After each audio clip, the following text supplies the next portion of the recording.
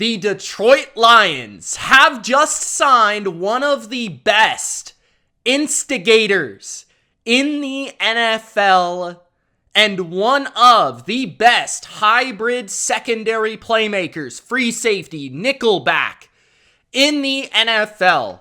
His name is CJ Gardner-Johnson.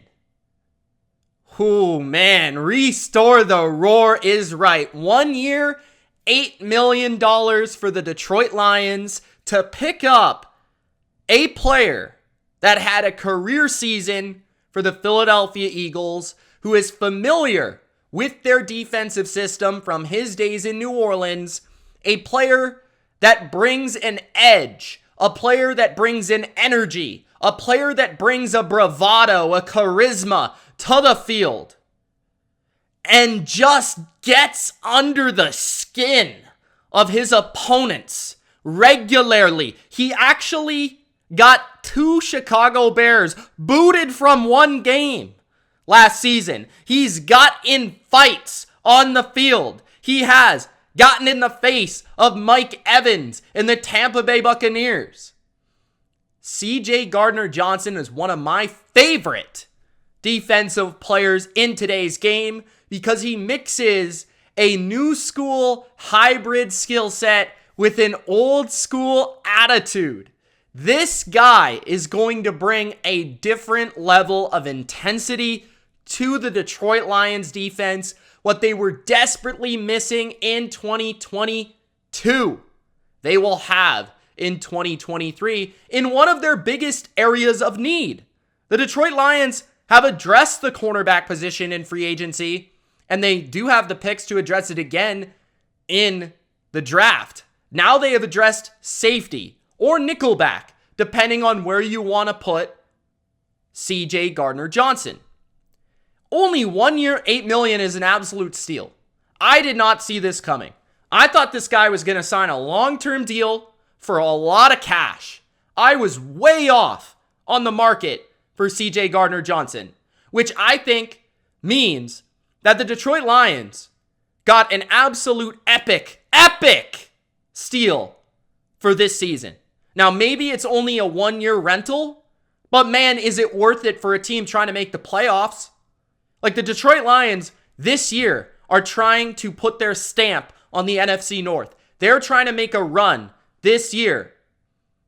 And they are not that far away from being one of the most complete NFC teams there is. I just went on a soliloquy about the Dallas Cowboys. I believe they're right up there after they got Brandon Cooks and Stephon Gilmore. I believe the Niners are right there. The Detroit Lions are not far off, and they've stolen from one of their biggest competitors, the Philadelphia Eagles, who just made the Super Bowl. And CJ Gardner-Johnson was the best player at safety at the very least, and arguably their entire secondary last season. The Eagles take a massive blow with this contract. And I'm trying to figure out what happened. It was reported that the Eagles thought that he was going to get a way bigger deal. He was looking for much more money. The Eagles said, okay, we'll pay other players. They tried to sign him, but CJ and his agent maybe were off on their evaluation of the market, and they went to try to look for more money elsewhere. It never materialized, and the Lions jumped on a prove-it contract. I'm trying to wonder why it never materialized. Is it because he's had one great year and other, pretty good seasons? I mean, the guy's never been a bad player, and he's still young.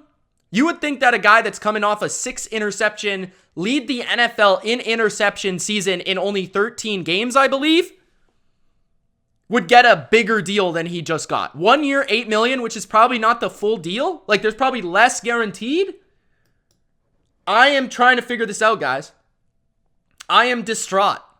And Eagles fans should be absolutely pumped through their skulls for getting CJ Gardner-Johnson. Okay? I love this player. Why do I love this player? Now, it actually stems from hatred. And usually, that's where my respect comes from with players. Because as a Pats fan, my teams have played a lot of good defenses. secondary players, things of that nature. And typically as a football fan, on another team, if they're a rival of some sort, I don't like them very much.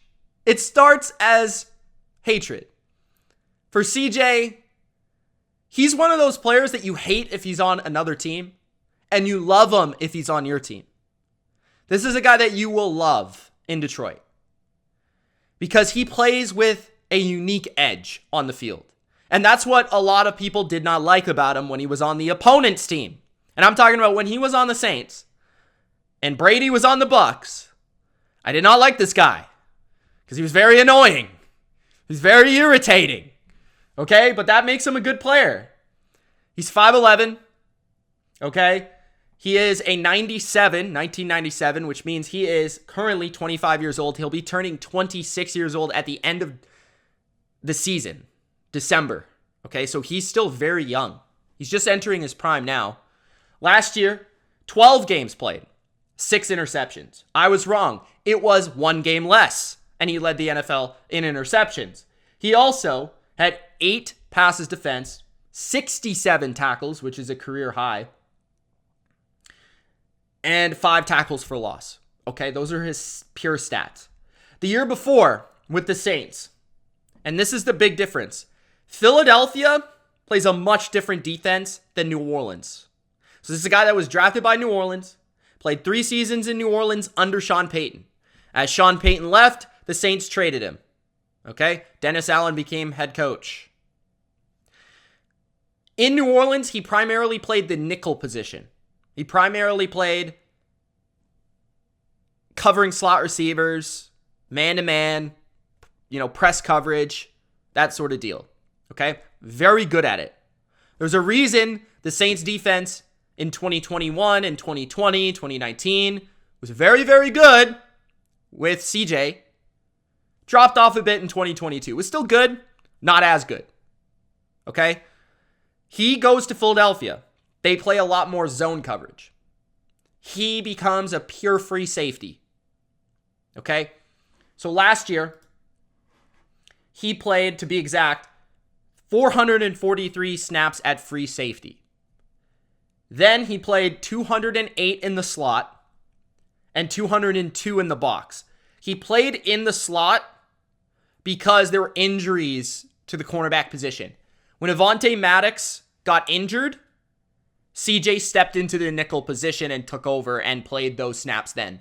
But when Avonte Maddox was on the field, CJ played free safety, pretty much exclusively for the Eagles. And it's because they don't play as much man coverage as New Orleans did. So this is a guy that can lead the league in interceptions as a pure free safety when his eyes are on the football and he's reading a quarterback. And then he can play on one of the best defenses in football with the New Orleans Saints, play nickel, and shut down people at slot receiver, where a lot of the best receivers in the NFL play. That's where he played. Like when the Bucks played the Saints, CJ would cover Godwin, okay?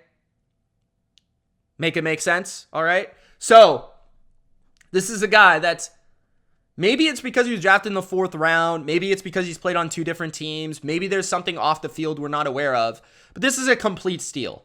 Like, this guy is versatile. This guy has an attitude I would invite to my defense, okay? And he's played on very good defenses. Every year he's played on different teams, he has elevated their team. Okay? Now, his PFF grades aren't great. 49th in 2022 out of 88 safeties. And then 52nd in 2021, 64th in 2020, 29th in 2019. I think a lot of that is because of the position he was asked to play, and the versatility he has to play with. It's hard, to really put up, I would say, great grades if you're constantly in different locations and you're being asked to do a lot in a certain position. So that's maybe a caveat to that. But when you look at Detroit, this was a big position of need. Just taking a look at their depth chart. So they have Tracy Walker coming back as the box safety. They have Kirby Joseph okay, who's a third round pick from last year who played a lot of snaps last year. I'm not sure how much they want him starting once again. Lions fans, let me know what your thoughts are there. Kerby Joseph graded as the 53rd best safety in football, 875 snaps. And Kerby Joseph played 635 snaps at free safety. So I'm trying to piece this together, right? So Kerby Joseph, could he be the free safety still? Could CJ be the nickel? That's possible. Or, CJ could be the nickel and Kerby could be the third safety and Tracy Walker could be the strong safety. That's also possible. You also have Melifonwu. There you go. Who is a backup. Okay? And Will Harris as well. Will Harris is a player kind of like a CJ who plays nickel, at least did last year, and then played safety before. Okay, so you have a lot of versatility in the secondary.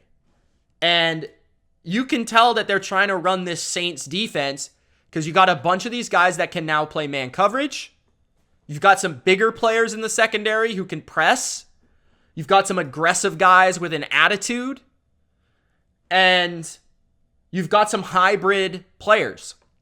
There's guys that are safeties that can cover man-to-man. Important. Guys that can play nickel or safety. Important, right? So, Will Harris, just taking a look at him, he played 659 snaps at corner last year. And 449 were at slot, 101 at wide. And before that, I believe he was a safety for the Lions. But I think they view him as a backup. Maybe more so like the fourth corner type of guy. So now you have Emmanuel Moseley on the perimeter. You have Cameron Sutton probably on the perimeter. But you could also have Jeff Okudah. So, this is very confusing. CJ could play free safety.